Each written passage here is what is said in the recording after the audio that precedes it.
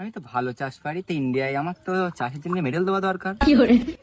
আব্বা এটা কোথা বলবো? কি বলবি বল। আব্বা আমি যে কাজ করিনি তুমি কি তার জন্য আমার বকবা না মারবা?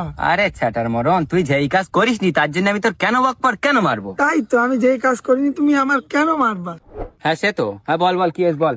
তুমি যে কইলে স্কুল যাতে আমি যাইনি কো। তারপর তুমি যে কইলে দাদির ওষুধ আনতে আমি আনিনি গো। সমুদ্রের কাজ দেখেছো? তারপর বলিলে না মাঠে ভাত আনতে, তাও আনিনি গো।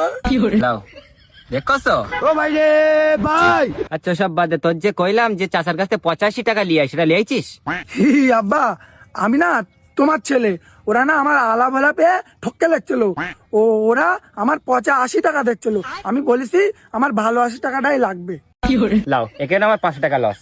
আচ্ছা সব ছাড়, তোর যে কইলাম যে গমটা ভেঙে লাই আর 500 টাকাটা ভেঙে লাই, লিয়েছিস? আব্বা তুমি এই কথা শুনলি না, তুমি আমার পোলেলে নাচ পা, এমনকি তুমি আমার কোদালও দিতে পারো, না না মানে মেডেলও দিতে পারো। আব্বা আমি না গম ভাঙাতে গিলাম, যে দোকানদার ওর মধ্যে গম দেয় অন্যদিক ফিরেছে, আমি সেই 500 টাকাটা ওর মধ্যে ভরে দিছি। আব্বা আমি না একেবারে একসাথে দুটো ভেঙে বাড়িয়েছি।